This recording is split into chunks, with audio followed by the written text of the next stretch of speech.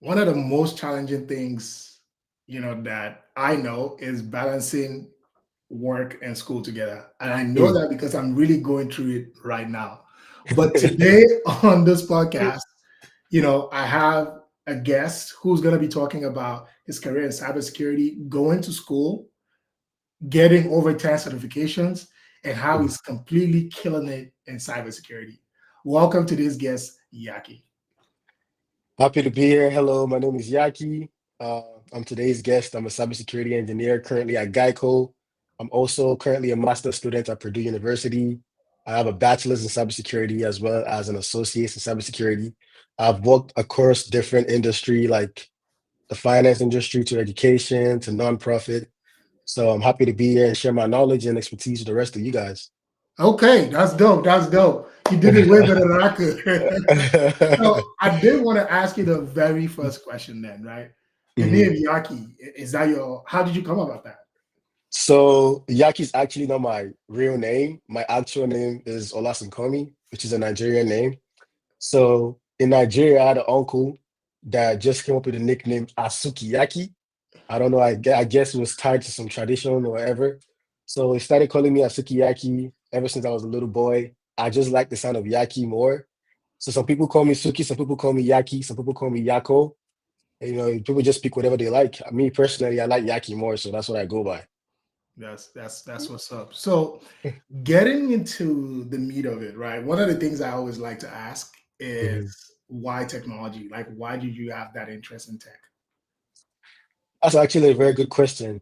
So back in Nigeria, my dad was a businessman, and one of the businesses that he had was selling computers, right? So ever since a early age, I've always been around technology, computers, but I didn't know for a fact that I wanted to do technology up until about 6 years ago when I came to the United States. So I started off taking regular IT classes, and I enjoyed the networking classes a little bit more. Switched my major to cybersecurity, and the deeper I got into it, the more I loved it. And here I am. I've always found out that ever since I was a kid as well, I always wanted to do something that would involve me solving problems. And I just feel like I'm a natural problem solver. I find solutions to problems easier. So I just felt like with technology, there was just more opportunities for me to do that, right? So it's funny because back in Nigeria, I actually wanted to do mechanical engineering, but like I said, I was around technology a lot. I moved to America 6 years ago, and technology just stood out to me. I was like, I might as well just do the thing that I know that I'm familiar with, and here I am. That is such a great story. So you mentioned something that I wanted to double click on, right? Hmm. There's so many cliches around tech, like, oh, be a Right. problem solver. What does that really mean at the core of it, like layman's terms, not the phrase anymore? And second of all, Right. why is that so important in tech? Right. So the thing about tech, right, tech in general, is that it's about innovation, right? It's about finding solutions to common issues or issues at large. So in order for you to be a pioneer in tech, which you don't is not necessarily have the case, you don't have to be a pioneer in tech. You can just do tech for the money. But if you want to add substance and you want to be of good value, you have to be a problem solver. You have to be able to come up with solutions to complex problems, right? So it's just how tech is. Like as you can see right now, with everyone screaming AI, AI in itself is just solving, human intelligence solving issues that people have had for many years, right? So tech in itself is just about finding solutions, creating things, being innovative, and that's where the problem solving comes into play, right? So I'll say that that's that about problem solving. Now, what was the second question again? No. It was the same question. And like, why does it Okay. matter? But I think you've tied it Yeah, together. yeah, And if I exactly. could, tag it to one more thing also that would make sense to me is, if you think about, there was something that somebody said that really blew my mind. He says like the Mhm. average person today has better lifestyle and comfort than kings Mhm. did like 300 years ago. And they had Right. all the wealth. But even with that wealth, like they didn't have refrigerators, they don't have television. Absolutely. Like there was so many things, like they were flexing, but the things they were flexing with, like the average person has way more now. And all of that is Absolutely. because of technology. So whether it's like if you think about communication, for example, Mhm. like being able to speak to someone, like you had payphones. Now you can literally video call someone anytime. Maybe like 10, 15 years ago, that was something that was like maybe high tech, super executives, only they could like do teleconferencing call, whatever it was called then. Now it's Right. just Snapchat, or Yeah. every app has it. And I think that's what technology does, is like always figure out how to do more with less, right? And I think ultimately that's why like always having that mindset, just like you said, like even if you're not an innovator, even if you're not a pioneer, there's always a small problem, even in your case, like, Right. in cybersecurity, in product management, in software engineering, like, is there a better way? Is there a faster way? Right. So yeah, that's really good. So Right. to add on to that, right, one of the things that I really liked about your profile is the fact that you've done so many things, even in the short time that you've been in this industry, short-ish time. Talk me through Right. those experiences and how you've been able to get all those opportunities. Right. So it's funny because my first internship was actually not cybersecurity related at all. It was more so like an IT internship. So my role was called an information systems intern, but it was just a fancy way of saying IT. So what I did was just basic IT stuff. But I remember at the job, my manager knew that I was a cybersecurity major. So he tried his hardest to find projects that were sort of related to cybersecurity. So that was actually my first gig. And to be honest, the first internship or the first job experience that you have open up gates for you, right? Once you have that first experience, then it becomes easier for you to get more. So that was the same thing for me. After my first internship, I went on to become a cybersecurity engineer intern with a small company called Allegiant. Well, they're not really a small company, but they're not as popular as like other companies. But basically, what they do is security around the doors. So think about your biometric locks or safe for banks, right? We make the software as well as the hardware. So I was kind of like an engineer on the team, and I had the majority of roles. So I was a engineer that was writing rules for detection. I was also a threat hunter. I was also responsible for some incident and response features. So that was my second internship. And the third one, I believe, was with Capgemini, which is a popular consulting firm. That one, I got it through my university. They were selecting students from school. So I applied. They thought my resume and background was impressive. So they picked me, I joined. And basically, what I had to do with that internship was we had to develop a full scale application, right? I think it was about 7 people on each team, and each person had a whole different role. I was a cybersecurity engineer, so I was responsible for building security around the application, implementing security throughout the architecture, right? So making sure that we had multi-factor authentication enabled, we had all the security tools embedded in the application as we were building it up, and we had to present the application to the consultant team, right? And they ranked the teams based on their performance and their presentations. And I think my team ranked second, so it was good enough. The following internship, I worked at OmniSoc, which is my university. I worked in the Information Security Center. I was a security operation analyst, so I was just doing things like monitoring our SIEM, which is called the Security Incident and Event Management. I was responsible for triaging alerts. I was also responsible for writing some rules, right, for detecting against malicious activities. And that was like a fun internship. But I went back to Allegiant again and I worked there part-time. So I was doing the same thing I was doing, but I added onto my role. So I did some governance, risk, and compliance there. And I just helped with some legal work regarding cybersecurity. My most recent internship was at Bloomberg. So Bloomberg, I was a product security engineer slash offensive security engineer. That's what people refers to as hackers in this day and age. So I was a hacker there. I worked on the red team. I worked on the product security team. So I helped build some things like security automation and static analysis tools. I helped write some rules for that. So I worked closely with that team. I also worked with the like the cybersecurity engineering team in general. So just helping them triage alerts. I also worked closely with the security data science team. So that internship was a lot. It was like a large learning curve for me. I learned a lot from that internship. So now I'm working at GEICO as a cybersecurity engineer. So I think I covered most of it. I might be forgetting a couple, but those are the ones that played like a major factor in my career up until this day. It's so interesting that you bring up, that last internship, because one of the things that I found so interesting about like working in the financial industry or somewhere around there is like it exposes you to a lot of things. Like Absolutely.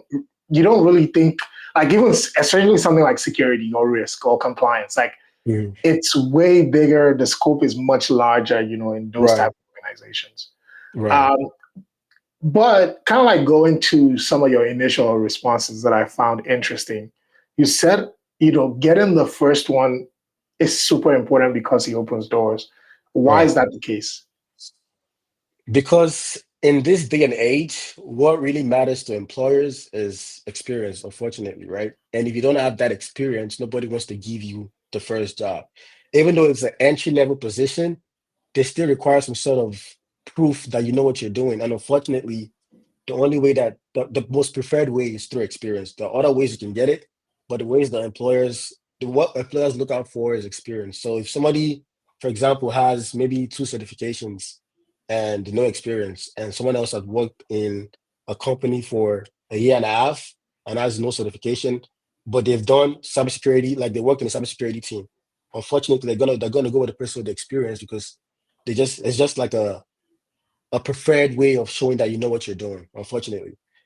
So that's not to say there are no other ways to land jobs, right? But employers just prefer experience, right? So the first one is always the most important one. That's why I try to tell people if you're trying to go into any position in tech, just try to aim for IT support as like your first gig or an information support specialist, right? Something along those lines. It doesn't have to be, software engineering, computer security as your first gig, right? You just need that first experience. And I wanted to actually come back to that because that's almost the second part, right? Because Mhm. there's the thing of having the experience in a role. So, for example, you want to get a cybersecurity role, you've done something in cybersecurity before, but there's also like the experience of I want to work in tech. Can I Mm, even show that I worked in tech in any capacity? Why mm. is that other piece also so important?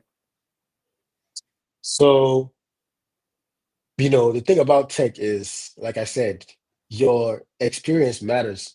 You want to show that you know what you're doing, right? And that's just extremely important for the job itself, right? So, an example would be, let's just say you want to apply for a job as a software engineer, right? Even if there's an entry level position, there's just some qualifications that you need to meet, right? So every job, they always have it laid out in their job application portal. You can see everything that they're listed and everything that's required of you. They will say minimum of 2 years, know how to use SQL proficiently, whatever it may be. The way that the way that they would like you to prove to them that you've done these things before is through experience, right? And what other way can you prove to them that you've done something without actually doing it, if that makes sense?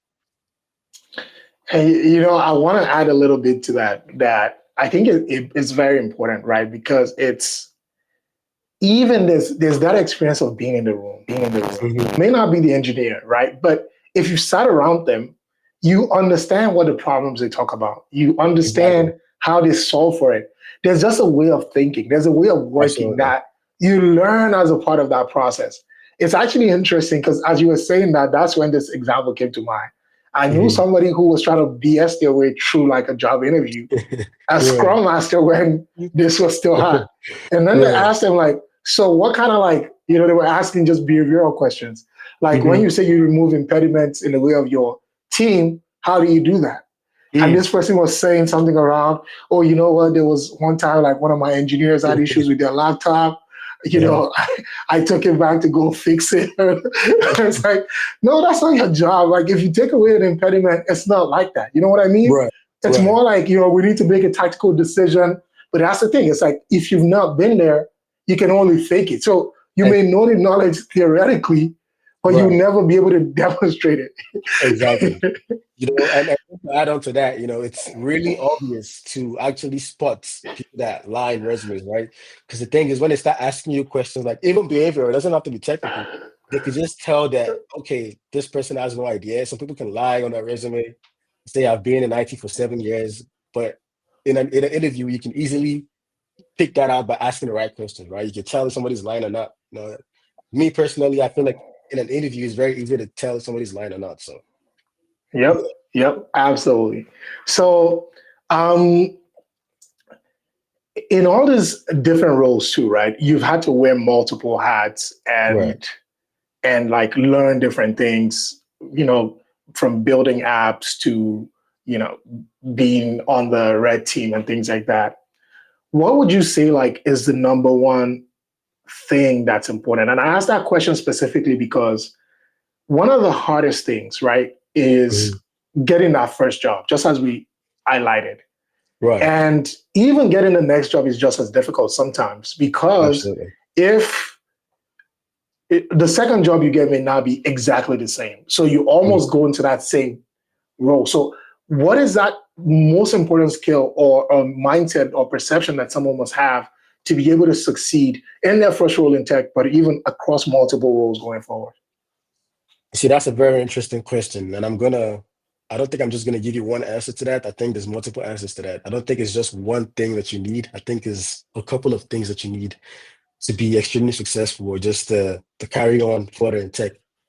So the thing about tech is, I think I'm just gonna go in no particular order of the most important things that you have to have. I would say curiosity is number one on that list in no particular order. You have to be curious, right? Especially in tech. At this day and age, tech advances so rapidly. Every day there's a new thing coming out.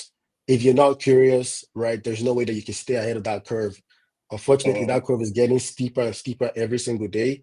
At this moment, there's new tech that's coming out that you've not even heard about, right? So even if you can't beat the curve, you can at least stay curious, and that can help you get ahead. So this is for people that have gotten that first job that are then trying to, go high in their career, right? You have to stay curious. Another important thing that you have to have is persistence, right? You need to be persistent, especially in a field like cybersecurity. You can't just try something once and give up once. That's not how it works. You have to be willing to try it multiple times, right? Because in the field of cybersecurity, again, especially with a job like even blue teaming, right? Sometimes people apply for jobs, maybe they apply maybe 20 times for a job or for different jobs, they get rejected and they're automatically feeling demotivated, right? You have to stay persistent. That's just one aspect. And in the tech aspect of things, things might not always work out the way you want, right? You always have to stay persistent. You always have to be ready to fail fast. So I feel like those are two really important things that you have to have in tech in general.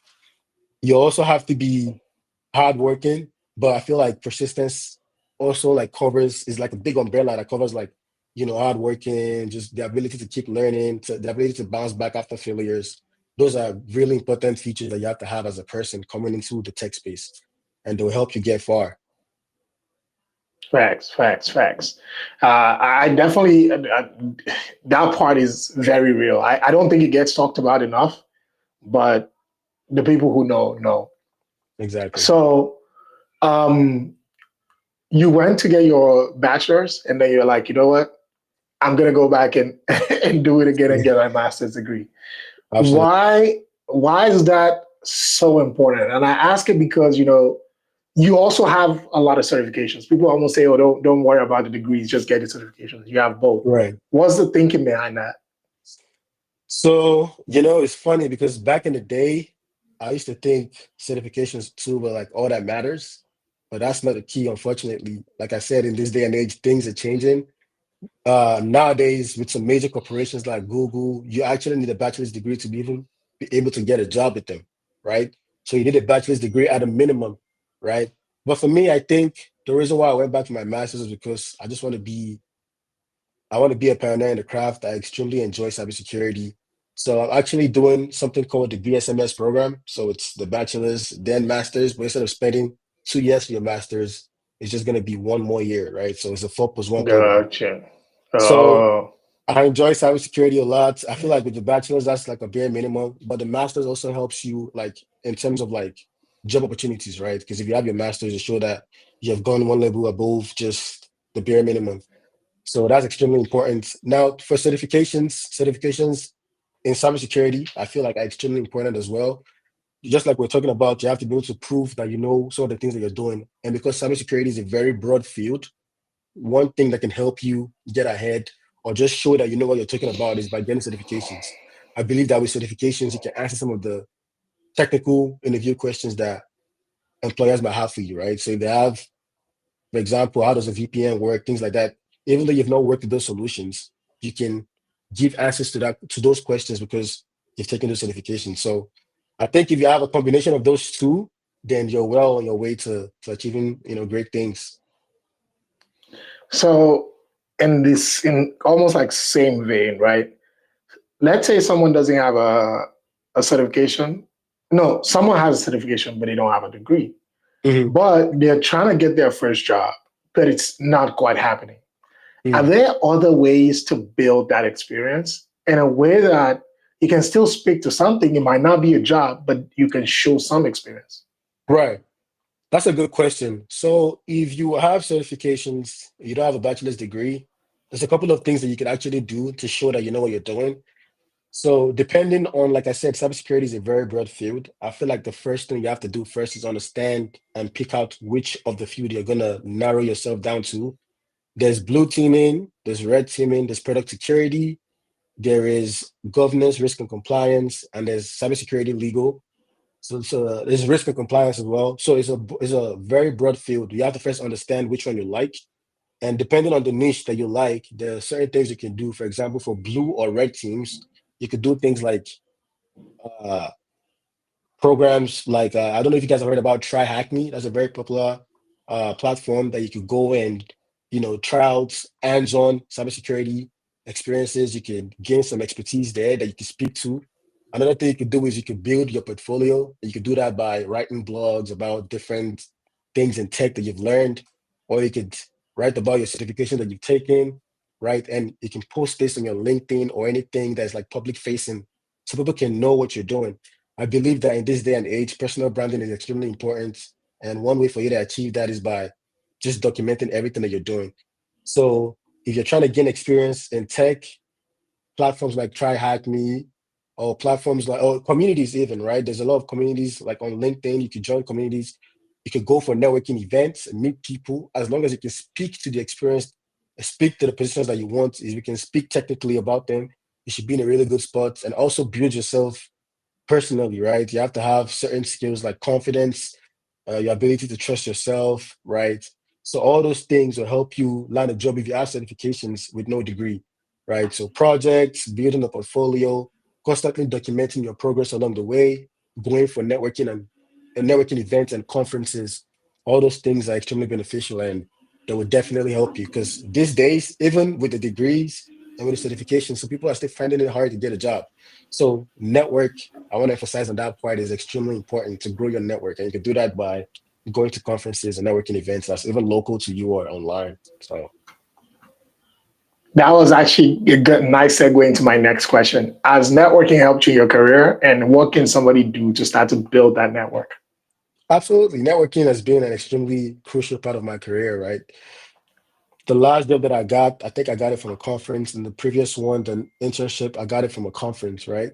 So it's extremely important to go for events, right? You don't have to be a student, because I know for students, there's some popular conferences like NESB, the National Society of Black Engineers, or there's Color Stack, which is like an organization that's geared towards computer science, it's like tech students. But in general, there are also mature, organizations and conferences like Afrotech is one big one. They have Afrotech conferences every year. So it's a way for you to go up there, connect to people that are also in the same field as you, share experiences with them. And that way they can give you the leeway into the organization with word of mouth, right? Because that's extremely important. As like again, as long as you can speak to your expertise technically, then you should be all right. So networking is extremely important. These day and age is even becoming more relevant than just having a degree. Absolutely, absolutely. So you you were top 100 in your graduating class, right? Congratulations, by Absolutely. the way. Thank you. Uh, what does that what like first of all, what does that mean to you? And second of all, like, do you think that you have to be top 100 in your class to make it in cybersecurity? Absolutely no. You don't have to be in the top 100 to make it in cybersecurity. You don't even have to be. You don't have. Obviously, it's extremely important to take your education seriously, but some people they tend to focus on just building all those things I talked about in the past. So while you're keeping your GPA up is extremely important, that's not the end all be all, right? There are multiple ways you can take, but I do believe that focusing on your education is important because if you're going to school for cybersecurity, then you do need to pay attention in class, do your assignments, do your projects. Those are ways that you build skills, right? but this is not the only way. For me, it was really great to have because it kind of like put a badge on all the hard work that I've done, right? I love cybersecurity. I love working hard. So it just shows that more people have acknowledged the work that I've put in, right? Because I always try to go over the line, especially when it comes to tech. So it signifies my hard work and it made me extremely happy, right? So, but that's not the only way you could get a leeway in cybersecurity. Different things you could do as long as as long as you don't have a bad GPA, then you should be good. Absolutely. So, welcome to the show. If you're just joining us, this is Working in Tech. We bring in an amazing guest every week to talk about a tech topic, whether that's cybersecurity, software engineering, product management, project management, whatever it is that you're thinking about as a tech career, we got it on the show. And today we're talking to Yaki, who's a cybersecurity engineer. If you have any questions, feel free to leave them in the chat. If he's dropping fire, drop fire chats in the emoji so that he can keep them coming. But yeah, welcome to the show if you're just joining. So my next question is, what did your certification journey look like, right? And are there like must-have certifications for anybody considering a career in tech? So, you know, the overarching tech, right? Like software engineering, some certifications are important, right? Like the AWS, the cloud certifications, because things are moving towards the cloud in general. But I think for cybersecurity, it's extremely important to have some certifications, right? I started off like everyone else with the Security Plus. That was, I think, my first certification. No, actually, I started off with the A Plus. So the A Plus is like a hardware, IT support, software, hardware type of certification. It grounds your knowledge in everything, software, hardware. So it teaches you hardware on a basic level, software on a basic level, and then you work your way up. So that was my first certification. Immediately after I got the A plus, I went straight for the Security Plus, which is one of the most popular certifications in the world of cybersecurity. So I got this. I think I studied 2.5 weeks with the Security Plus. I was really enjoying the content, so I spent about 8 to 10 hours studying every day. So I was able to take that Wow. in like 2.5 weeks. I really enjoyed it, and I think immediately after that, in one semester, I also got the Network Plus. The Network Plus is just focused on networking in general, and makes you understand things like subnetting, how the 7 layers of the TCP/IP model operate. It just makes you understand everything on a deeper level, and I feel like that's important, regardless of whether you're doing cybersecurity or software engineering or machine learning. It's extremely important. So I got a Network Plus, and I think my next one was the Cybersecurity Analyst Plus. So, like again, because I already had the Security Plus, Network Plus, and at that time I had some experience under my belt. Some of the concept of the course was just natural to me, so I took that one, and then I've always been extremely interested in just hacking in general, right? If I go back to the problem solving I was talking about in the beginning, I just like finding my ways around things. So I started to, get more familiar with the red team side of things. So I started focusing on that. So I took a certification called the Penetration Tester Plus, which is kind of like a multiple choice certification to help you with hands-on or like just make you understand the concept of hacking or penetration testing. So I took that, I passed, and I went on to some more hands-on type of exams like the OSCP. The OSCP is called the Offensive Security Certified Professional. It's like one of the gold standard hacking courses or one of the gold standard hacking exams that you can take. So I studied for that one and I was able to pass it. And I took the Offensive Security Wireless Professional as well, which is like a wireless professional certification. Teaches you everything about Wi-Fi, Bluetooth, and some IoT devices. I took the CRTO I think I took that one last week, which is like some more advanced hacking course. So definitely certifications are important. I think after I got the Security Plus was when I landed my second internship, right? And just having that on my resume alone opened up doors again. The Security Plus is one of those ones. It's like one of the gold standard entry level certifications that you can have. So I would definitely recommend that for people in college or people that are just starting out early on in their career, whether you're transitioning from software engineering or data analytics, whatever it may be, it's extremely important. The Security Plus. It's interesting because I'm currently in the journey to getting my Security Plus, even though I'm not a cybersecurity professional, but I feel like we're all cybersecurity professionals in this day and Right. age. And Right. I actually have it in the same order to get my Network Plus after that as well. In fact, Right. I have it written here in front of me. Nice. But on the flip side of that, have you ever Mm. failed a certification exam? And how did you deal with that, if you have?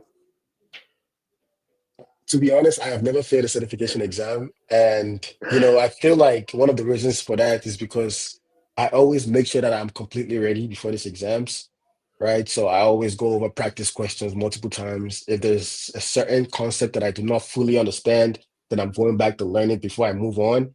So I feel like that persistence, that's where that persistence comes in. You have to be able to like not just move on. If something doesn't work out the first time, you have to be ready to understand and fully, deeply understand how things work. That's how you succeed in tech curiously. So that was always my strategy before taking certification exams, and that has helped me out. But to be honest, if I was to fail a certification exam, like I said, persistence is really important. I don't think failing is the end of anything. It is, if at all, failing even helps you get better, right? Because you understand the areas that you're weak at. But in order for you to just avoid that, you can just prepare. And that's regarding to certifications. But failures in general, they're non-preventable, right? We're always gonna face failures, right? As long as you bounce back, you're all right. It's so funny that you took that right out of my mouth because I actually asked that question specifically because somebody who I really respect, and Hmm. I seen him, has been a guest on this show. I seen him grind so Hmm. hard. He probably has maybe same amount of certifications as you, if not more. Hmm. And he failed one recently, and Wow. one that taught me a lesson, right? Because Hmm. the courage that he had to even be able to share his failure publicly, and then it Hmm. made me rethink how I think about failure Hmm. because ultimately I think one of the reasons why we're so afraid of failure Afraid. Right. is because of, a lot of societal pressure and like traumatic response, right? Absolutely. One of the things that I feared the most, going through like elementary school and high school, or primary and secondary school using the Nigerian parlance is more like how people would clown you, if you fail. Like it Right. literally felt like you had failed in life. But think Hmm. about it this way, like if you had been born a year before or a year after, most of those people wasn't going to be in your life anyway. So that Absolutely. is a context that only exists within time. And once that failure occurs, yes, it's painful in that moment. Hmm. But I think, especially if you have the right attitude towards it, just like you said, Right. it might be something that sets you up for success for life. One, Exactly. because that pain is real and maybe shifts your approach to not want Hmm. to do it again. So failure in itself can even be something good as long as you have the Absolutely. right attitude towards it. But I think what's actually more dangerous is the other side, right? Hmm. Right. Is that there are people who don't even try because they're Exactly. afraid to fail. So Right. to them, they create this prophecy that's self-fulfilling. If I don't try, at least I won't fail. But Hmm. forget to realize that the fact that they never actually tried is a It's failure in and failure. of its own. Exactly. Exactly. So And and just to add on to that, right? I feel like with failures in general, right? People are afraid to fail. And with me, something I'll be honest here. So this is something that I struggle with, right? Because I'm just so afraid of failing, right? It takes me, like I just said, it takes me a long time to prepare for stuff, right? Whereas I'm trying to learn that it's important to fail and fail fast, right? Because at the end of the day, if you fail fast, you quickly understand where the issue lies, right? You're able to pick yourself back up as long as you have a different perspective of it, that failing is not the end of everything, right? So with people that are afraid to fail, they tend to just spend a lot of time, like myself, studying for something, or some people don't even try at all because they're afraid to fail. So I think, like you just said, it's important to fail and fail fast so that way you can understand where your weaknesses lie and you can better yourself from that. This is extremely and, important. and to speak about that fear, even I like when I signed up, so I watch a couple of videos on YouTube, and this is me taking my own advice, guys. So I watch a couple of videos on YouTube, about the Security Plus, just to really understand like what is it about, what does it cover, things like that. And everybody kept saying, "Oh, it's easy," and that really got me scared to the point where it's like, what do I look like if I fail? So when I Right. bought the exam, I actually bought it with a retake voucher. Yeah. So I already baked in the failure. I don't know if that's a good or a bad thing, but I guess we'll find out when I do eventually get it. So anyway, Right. as someone who's taking that exam, what Mhm. advice would you give me and maybe anybody else watching on how to prepare? Honestly, with a Security Plus, I feel like if you're able to get through the material itself, I don't know what material you're using. Are you using the I'm first using the semester actual study or guide, the the actual actual study guide? study guide. Yeah. Okay. Well, the thing about the Security Plus is it's actually it's not too difficult, trust me. If as long as you understand everything in that study guide and you've done the practice exams that are required, then I feel like you'll be in a good spot. What I just want you to understand is whenever you're going through the course, if there's any concept, right, that you don't understand, instead of you just using the course or trying to go back, go to the internet, look it up. If it's a VPN solution, as an example, go to the internet, look it up, see how it works, and that will reinforce your learning, right? It'll make you understand it more. And with studying, just take your time, right? Don't try to rush everything at one go. Try to schedule time to study and then have like a goal for that study session, whether it be to complete 2 chapters or 1 chapter. And as soon as you're done with that chapter, what I recommend is just go online and the major concepts, because you will see what the chapter is about. It could be about network security. The major concepts, just look up or just ask maybe like some sort of AIA to generate some questions and try to answer those questions. Because I feel like with this day and age of AI and everything, it just makes studying even easier for you, right? So as long as you have a good study schedule and you understand all the concepts, then you're going to pass. One thing I'll recommend though for practice exams would be Professor Messer on YouTube. I heard You can about send him that to so many times. yeah, Professor Messer is a great resource, and Jason Dion for the practice exams, and that'll be on Udemy. I think you can get that for like $10, $11. So once you have those two, people even say Jason Dion now is harder than the actual exam. So if you're able to get 80% on all the practice exams, then you should be completely fine. Facts, facts, facts. And I think there's also a lesson in there too, right? Like, of course, you don't want to waste $400 or however much it costs these days. So Right, you definitely want to find ways to bake in, maybe like take the practice test or things like that to kind right, of like gauge where you're at before you go and take the real exactly. thing. Right. Facts. So, of all the different experiences that you've had, in your career, Mhm. what has been the biggest learning curve or learning opportunity or growth opportunity in your perspective? That's a very interesting question. So before I got my job at Allegiant working as a cybersecurity engineer, I always thought that I wanted to be on the red team side of things. So I just thought strictly I want to do red team stuff, just hacking or whatever it may be. But once I got that position, I was actually doing a lot of blue team stuff. So threat hunting, incident response. And one thing that I found out just doing that internship was that I really actually enjoyed it, right? It was something that I did not even know I was going to enjoy. So it was a lot of learning that you don't know what you don't know sometimes, right? If I had not taken that internship, I would not have known that I enjoyed blue teaming. So I felt like because I was also working on a lot of different cybersecurity functions, I learned a lot, right? So I learned about risk and compliance. I learned about threat hunting, incident response. These are different functions that if you were a full-time engineer, you would only be catering for just one function. But because of that internship, I was able to bounce around, right? I was able to complete my projects, work with different teams. So I felt like that was a very steep learning curve for me. And the one I just had recently at Bloomberg as well, because with Bloomberg, they have a lot of tech stack, right? We're not limited to AWS and GCP. We use everything. Each team in Bloomberg is considered like a startup, right? So you get to see how people think, various ideas, various perspectives. You just learn from that. And at Bloomberg, everything is advanced, right? Because they're a major finance corporations and they need to, protect their assets, right? So they operate on like millions and millions of dollars. So just understanding how cybersecurity works at that level really taught me a lot. Like I said, I worked with a red team, I worked with the product security team, I worked with the cyber engineering team, I worked with the security data science team. So I got to pick a lot of things just by working at that job. I got to work with a lot of very smart people that have published papers, people that are really popular in the security world.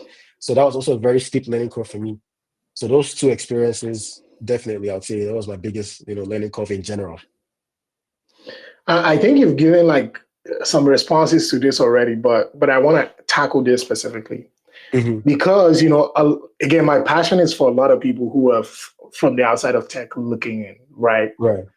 And one of the things that is easy to take for granted when you've gone to school for 4 going to 5 years now, right? You have 10 plus certifications, you worked at all these organizations. It's easy to think everything is easy, right?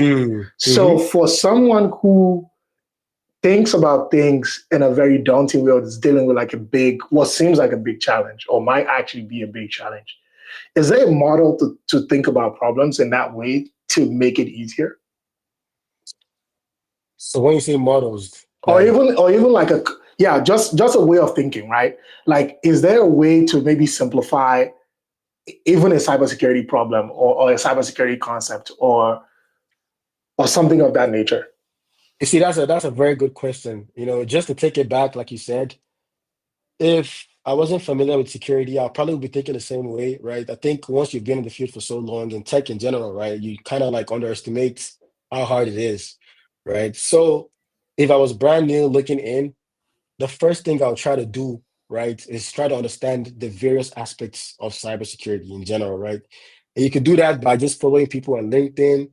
You can go on YouTube. There's a lot of YouTube videos that details each specific niche in cybersecurity, right? So once you find what your passion is, that'll kind of make things easier in general, right?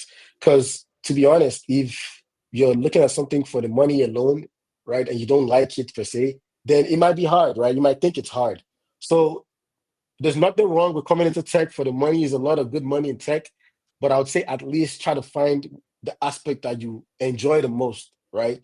Once you find that aspect, then your perspective, then it'd be up to you to change your perspective, right? Again, you can do that through YouTube.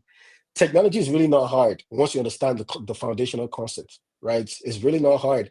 I'm sure the reason why a lot of people think it's hard is because they just don't understand the full picture, right? It's really not hard.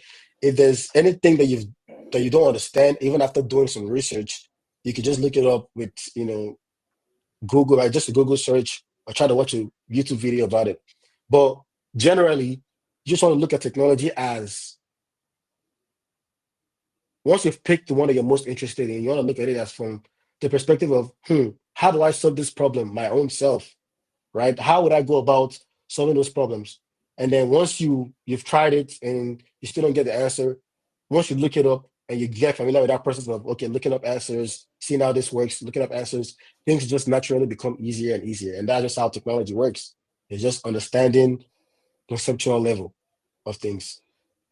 That's a fire response. And if I can add to that a little bit, I always say it, and it's funny when I say it to people, the first skill I learned in tech in general was how to Google. And Exactly. it wasn't that I didn't know what Google was, right? So I founded an e-commerce business. We didn't really have even the budget to take photographs. So I had to go online, and I had an investor who we kind of like started it together, who was showing me like, this is how you do reverse search, this is how you do this is how you do that. And Right. that skill became so important because even now, like we could be either having a conversation or even arguing about something. My first Exactly. instinct is to go online, to go Right. To go validate or look it up. verify. Right. And I underestimate how much of a skill that is because, Mm, one of the things I tell anybody looking for a mentor is like, do never ask a mentor a question you can Google yourself exactly. because it demeans and cheapens that relationship. And Right. second of all, is that you are signaling something. Hmm. You're signaling laziness. See, anybody watching me today, if like you want to make it in tech and you don't want to do the work, you can just stop right now. Like there's no point. If there's one thing that's guaranteed is that you're gonna work. So Absolutely. if you want a mentor to really take you seriously, you have to signal that. And Hmm. you taking that time to do the work means that anything the mentor invests in you, you're already telling them, I'm gonna pay you back with interest. Not because you have to pay anything back, but because you're gonna grind on that knowledge and multiply it, the person's like, bet, I got you. And Absolutely. that's the mindset, right? That you want Right. to create, that you want to have. So it's so important, just like you said, to be able to do that research, to be able to find the answers on your own, such that if somebody helps you It's not really because you couldn't, and that's another thing that people don't know. See, there's a concept and principle that it's people who tend to get more. You know, you see it with sports people all the time. Like a celebrity sees another celebrity and gives them their chain and gives them a car and gives them this thing. And it's funny because you think about it, it's like, oh, there's people who don't have food who you could have given that to.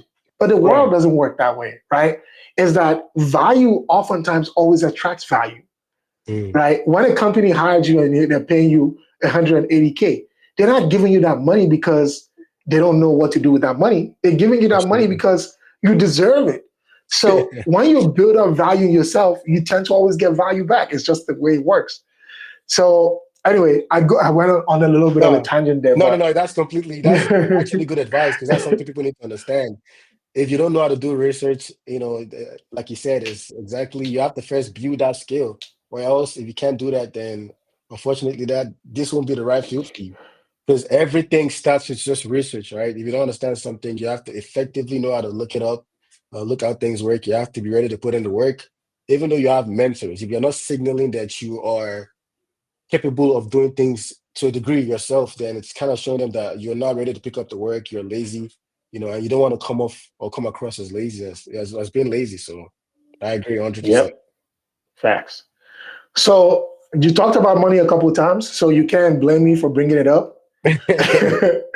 So when it comes to like salaries in cybersecurity, what do they look like, you know, for someone starting out, for someone kind of like in the middle, and like what are like the, you know, the top dogs in cybersecurity making?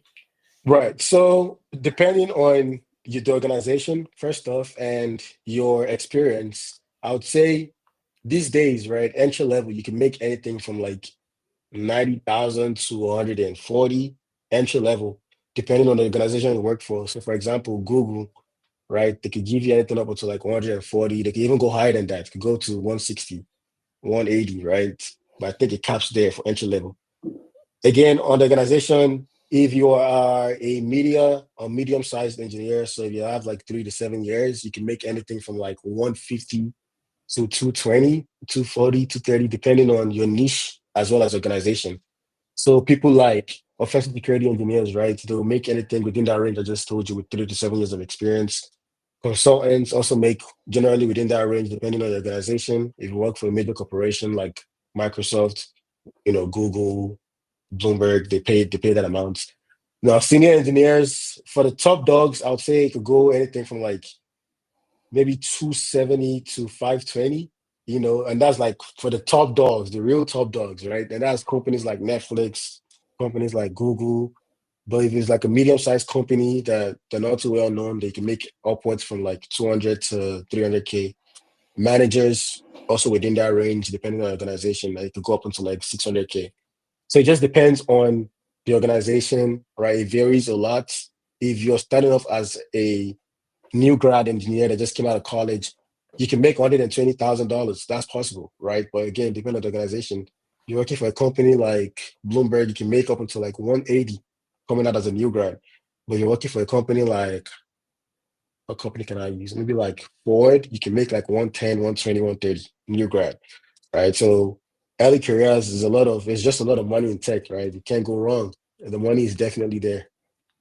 Facts. So the Goldman Sachs Virtual Insight Series is highly competitive. Um, how were you able to get in? What motivated you to apply, and what did you get out of that?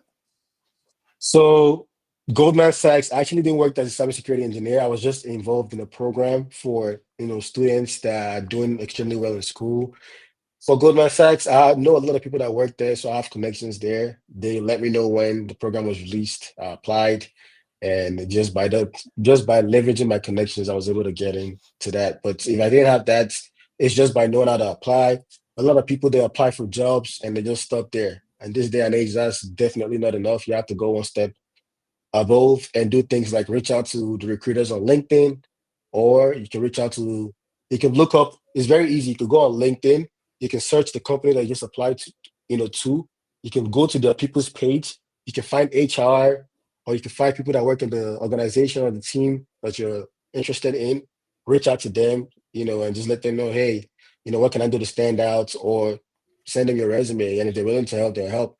So you can leverage your social media even to get ahead, right? But you also have to put in the work and show that you have some sort of you have something to show for yourself. So all those things you have to combine, and then that'll help you land roles at really an organization. And I think you make a good point there. Just in case y'all didn't catch it, he said just know people. Facts. That would never go old.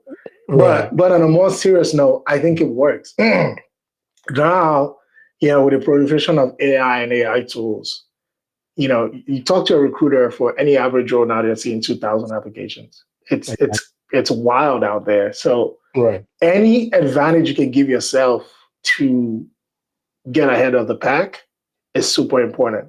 So, and people will always trump anything else, right? Because even if they shortlist you, with like, let's say 30 other candidates, no hiring manager is going to talk to 30 candidates. There's no point, right? So, I know in some of might be the reason why you're one of the last final 6 who they eventually pick, right? Exactly. And just to add on to that, right? At this day and age, it's extremely important to build your connections. Honestly, I would say back in the day, it used to go like this, right? It would be your experience and what you know and what you have on your resume, and then connections. These days is connections first, is who you know, right? Unfortunately, that's the case. Like you just mentioned, whenever you talk to HR or recruiters, they tell you, like I talk to a lot of recruiters and they tell me we have 10,000 people applying for the same position, right? And sometimes they have to pick only 170 or 150, right? So it's then you have to leverage your connections. Who do you know? Who can you reach out to? And that's how you stand out, unfortunately. These days, a lot of employers are employing things like application tracking systems that human beings can't go through 20,000 applications. They just don't have the time, Even though recruiters generally look at your resume for a couple seconds, it's still not feasible to do that for 20,000 applicants, right? So they screen your resumes and stuff like that. And unfortunately, depending on what you use, maybe you use a PDF or a Word doc, those things are not perfect. They could just miss keywords in your resume, right? And unfortunately, that's just what it is. It wasn't always the case, but about 6, 7 years ago, or 5, 6, 7 years ago, that's started becoming the norm.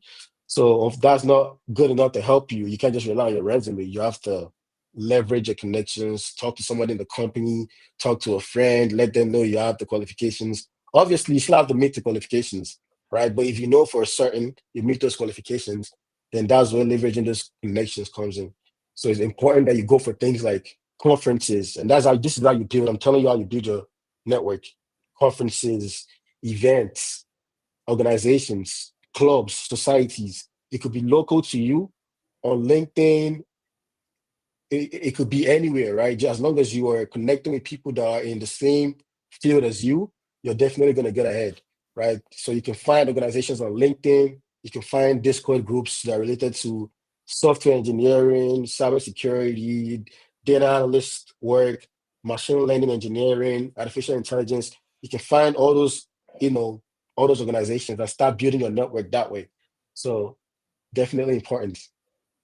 You're dropping a lot of fire right now. You're dropping a lot. If the chat is not going to drop fire emojis, I'm going to drop them myself. and that is so, because that was going to be one of my next questions, but I think you answered it, and you answered it beautifully, because so many people, like, again, it's one of the things to take for granted. Once you know the path, it becomes easy.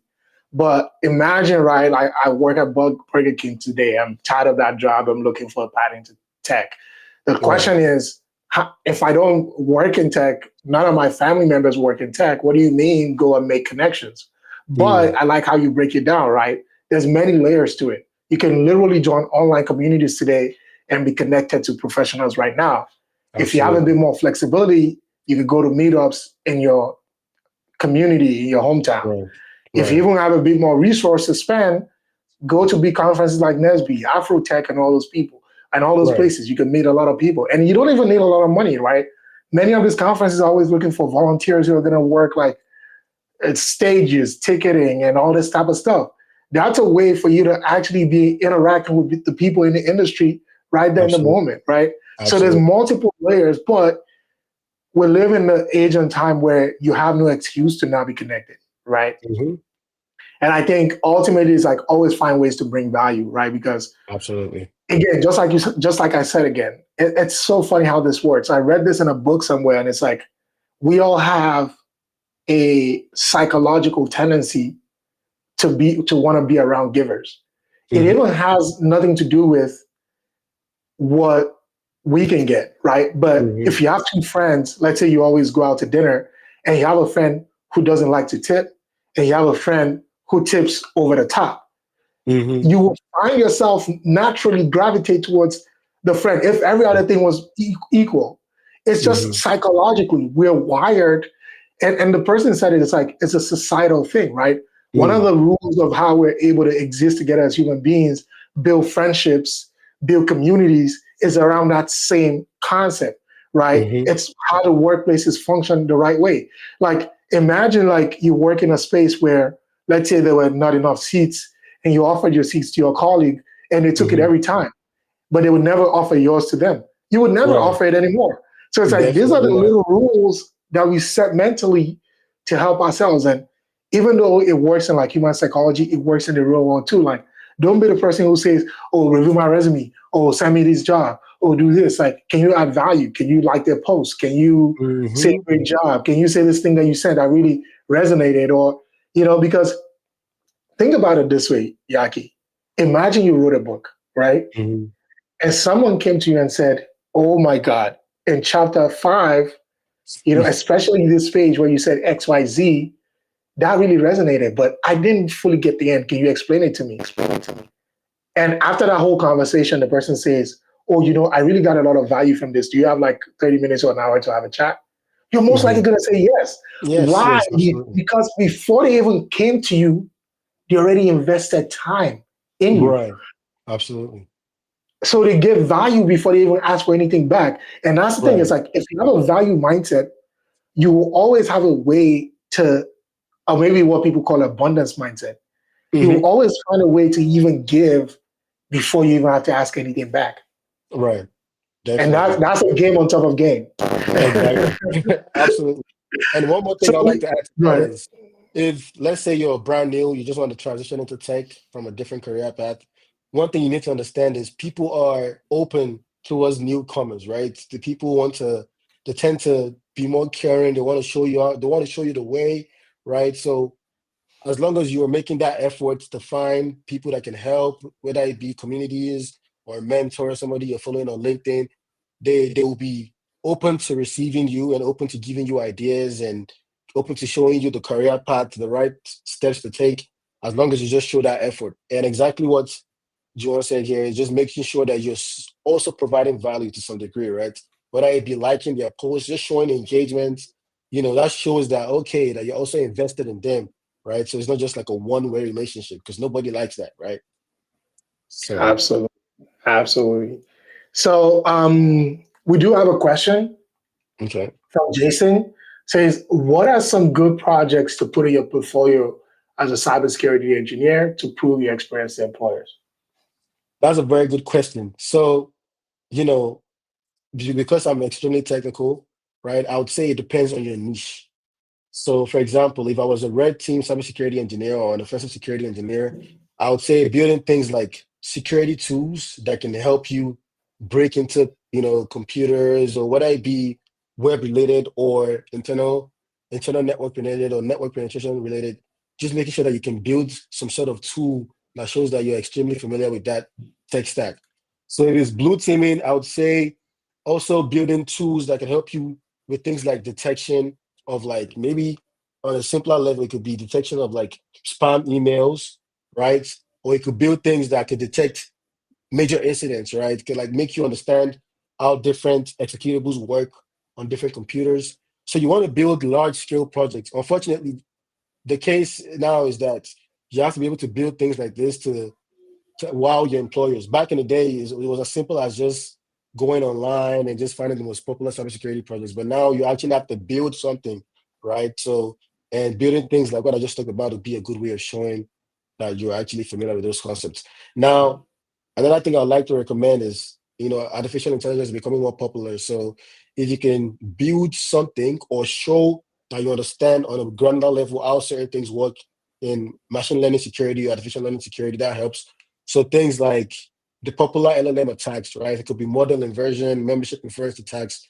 Just being able to build something that could detect it to capacity, that will definitely set you apart, right? So those are some few ideas that I'll give you if you were to build a cybersecurity project in general.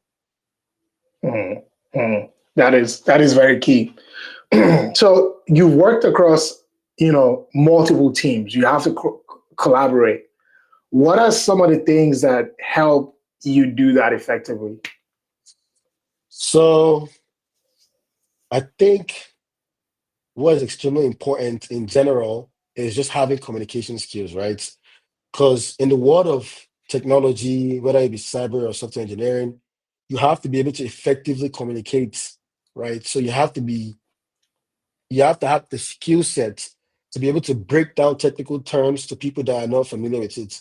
And I'll give you one example, right? Let's say I'm on the red team, right? And I know for a fact that we're going to be working with the blue team, which are the defenders, to help increase our security posture. They might not be familiar with all the tools that we use, right? Or some of the concepts that we know on a deeper level, right? So you need to be able to break that down to make them understand. So I would say just being more self-aware, right? Knowing how to communicate to people and effectively display and convey your thoughts, right, in a concise way where people can easily understand what you're saying. That's extremely important because in cybersecurity, you're going to be working with a lot of different teams. You're going to be working with management that might not be extremely familiar with the tech as you. So you need to be able to know how to effectively communicate. Another thing is confidence and believe in yourself. I know imposter syndrome is something a lot of people struggle with, but you need to understand that you are there for a reason. You're on your team for a reason, right? And you're good enough. So you have to believe in yourself. If you do not believe in yourself, then it'll hinder your ability to just even bring out ideas to your team or speak up in general. A lot of people are shy, or they barely talk in meetings, or they're afraid to raise their voice because they don't have that self-confidence, which is something that's extremely important. So you need to believe in yourself, right? And the different ways you can practice that, right? You can either just be well versed in this particular area of the thing that you're doing. So if you're doing incident response outside of work, you could just pick a point, your weak areas, and try to get better there, right? Just reinforce yourself. At the end of the day, you don't have to know everything, right? That's why you have a team. You are a player in your team. You don't have to know everything. Just like the way in soccer, you have a goalkeeper and you have the players, right? You're like a very important person on your team. And as long as you understand your own role, you're good. You don't have to know everything, right? So self-confidence, effective communication, those are two very, very important things that will help you, in general with communication. Because if you're confident in yourself, then you can effectively communicate your ideas. If you can effectively communicate your ideas, you can break down technical concepts to people who are not familiar with it. So those two go hand in hand. And you said three things. I'm going to add the last one, and play a role. Play your role, exactly. Self-confidence, communication, play a role. Very key. Exactly. Very key. Right. I know, like, we're at time, but usually we kind of like keep this last time for you to either shout out or any last advice or whatever you want to do. It's your moment. Let me think what I want to do here. So I want to say definitely shout out to my employers at Allegiant. I feel like they were a very major part of my career growth, so I definitely appreciate them. Shout out to the red team engineers and my engineers at Bloomberg. Bloomberg was also a very major part of my career. And shout out to my first ever internship. Shout out to all the people that worked there. Shout out to my friends who we still work closely together to this day. We better each other every day. Shout out to my mentor, Ari. Shout out to all my mentors in general. And, for people that are trying to get into tech, I just want to reinforce, just take some time and take the effort to just reach out to people. Like I just said, a lot of people are inviting people that are just coming into tech. So don't be afraid to reach out on LinkedIn. Don't be afraid to post and document whatever you're doing, right? A lot of people do not utilize LinkedIn. They don't utilize social platforms where it could help you. It could like help you land your dream opportunity, right? Just by posting yourself, posting your journey, what you're doing, documenting it and making sure that you're sharing with other people, you could be helping a lot of people, right? So just make sure that you're doing that in this day and age. Personal branding is extremely important. So the one way you can get to that point is by, again, documenting all your achievements, sharing all your achievements, and just knowing knowing when to take breaks, right? It's not always about going hard. You want to know when to take breaks, or else you will get to that burnout point, and that's not fun. So, just stay curious, be persistent, and good luck to you all. Yeah, that's a really, really good closeout. And that's kind of like where we leave it tonight. Thank you so much, everyone, for joining. There's been another Working in Tech episode. We do this every Thursday evening with professionals again across the industry. We were coming up on 60 episodes, so go check it out. Whatever you're looking for, I think we got an episode for almost everything. And if there's one we've not covered yet, feel free to leave it in the comments, and then we'll find that person and drag them on here like we dragged Yaki to come join us. But till then, that's been the show for tonight, and we'll see you again next week. Peace. All right. Bye, guys.